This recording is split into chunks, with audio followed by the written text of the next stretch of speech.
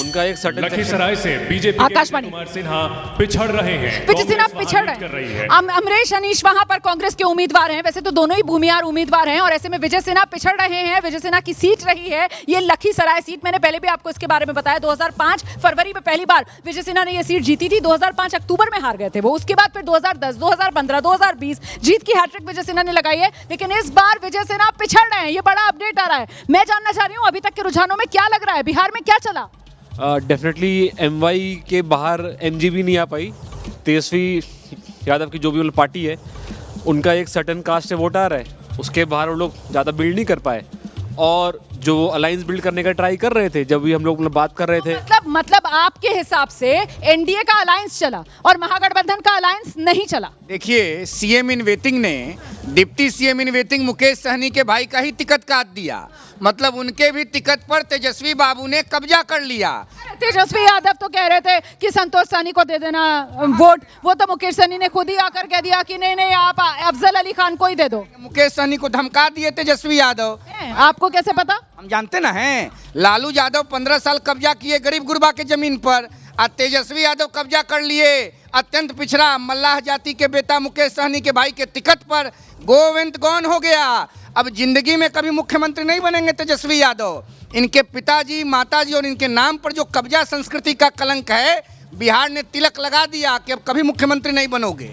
जैसे रोहित जी, मेरा भी कुछ अनुभव है पत्रकारिता का और मेरा अनुभव ये कहता है कि राजनीति के अंदर संभावनाओं का क्योंकि खेल है, तो किसी भी बात को परमानेंट तौर पर इंगित नहीं करना चाहिए, क्योंकि बदलाव की संभावना हमेशा रहती है। किसी ने सोचा था कि लालू प्रसाद यादव और नीतीश कुमार साथ साथ आकर सरकार चला लेंगे, नीतीश कुमार मुख्यमंत्री बन जाएंगे और तेजस्वी उनके साथ डिप्टी बन जाएंगे। ये भी बिहार की राजनीति में होते हुए हमने देखा ना। खैर, वो कह रहे हैं कि तेजस्वी यादव को नकार दिया। तेजस्वी यादव को ये नकारने का मैंडेट है?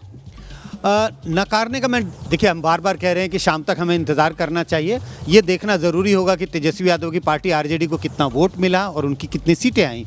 अगर उन्हें साइजेबल वोट मिलता है और उनकी सीटें आती हैं तो ये नकारना कहना तो मुश्किल है। हाँ, लेकिन गठबंधन एज सच को तो नकारा ज़रूर होगा अगर चुनाव हारते हैं। गठबंधन में कांग्रेस यहाँ पर सबसे ज़्यादा कमजोर कड़ी फिलहाल नजर आ रही है। मुकेश सहनी भी महागठबंधन के लिए कोई खास वोट खींचते हुए नजर नहीं आ रहे। इस बीच में बड़ा आंकड़ा और बड़ी जानकारी आपको देने वाली हूं, और ये कि प्रधानमंत्री नरेंद्र मोदी बिहार चुनाव में जहां जहां रैली करने गए, जो एक रोड शो प्रधानमंत्री नरेंद्र मोदी ने किया, उन तमाम सीटों पर एनडीए उम्मीदवार जीत रहे हैं। वहां पर एनडीए को फायदा मिल रहा है। ये मोदी का मैजिक है जो बिहार विधानसभा चुनाव में एनडीए को फायदा पहुंचा रहा है। प्रधानमंत्री नरेंद्र मोदी ने 14 रैलियां की, एक रोड शो किया बिहार विधानसभा चुनाव में, और इन तमाम सीटों पर फिलहाल एनडीए के उम्मीदवार आगे, एनडीए को बढ़त। और अभी का आंकड़ा आप देख लीजिए, एनडीए 156 पर है, महागठबंधन 73 पर है। अन्य के खाते में 10 सीटें जाती हुई, वो जो पूरी तरीके से राइट ऑफ प्रशांत किशोर को किया जा रहा था ना, ऐसा नहीं है। प्रशांत किशोर की पार्टी जन स्वराज भी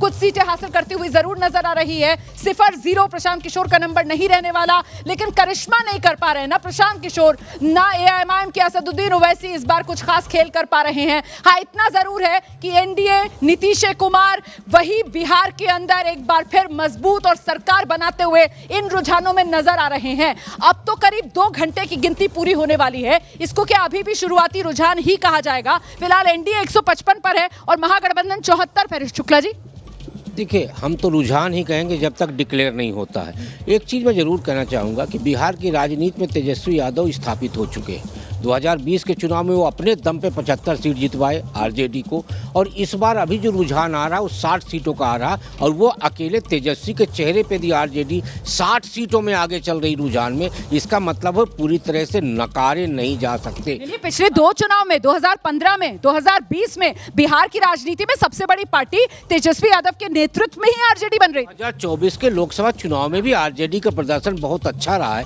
तो इसलिए ये कहना ठीक नहीं होगा कि तेजस्वी यादव बिहार में स्वीकार नहीं है। ये रोहित इसका जवाब देंगे। रोहित ने इतना बड़ा स्टेटमेंट दिया था कि तेजस्वी यादव को अस्वीकार कर दिया गया है, कभी मुख्यमंत्री नहीं बन पाएंगे बिहार के, सीएम फेस के तौर पर तेजस्वी यादव फ्लॉप हो गए।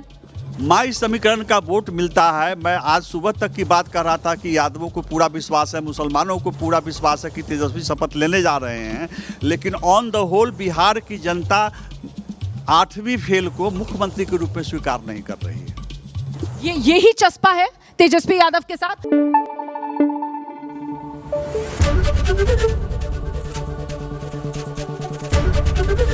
एबीपी न्यूज आपको रखे आगे।